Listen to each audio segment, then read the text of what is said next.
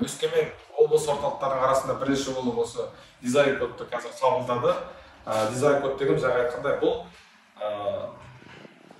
қаланың келбетін архитектуралық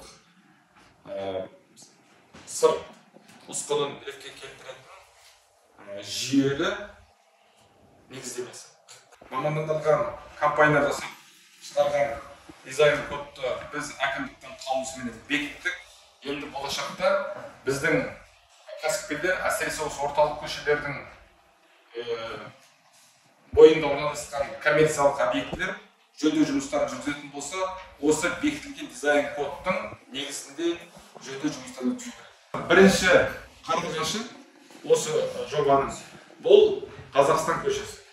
Қазақстан көшесі Қабанбай Батырменен бізді көшелердің арасындағы аралықта біз кешенді түрде жөндейтін боламыз. Өйткені себебі өздеріңіз білесіздер, бұл жерде жаяу жүргіншілер көп жүреді, орталық базарға орналасқан жүздеген коммерциялық объекттер бар және орталық көше. Сондықтан да бұл жердің әрін келтіру, яғни кіре шыға берістің бәрін біріздендіру біз үшін маңызды. Сондықтан да осы Қазақстан көшесін кешенді жөндеудің бірінші қарлығашы етіп қабылдадық. Қазір енді қаржы қарастырылған.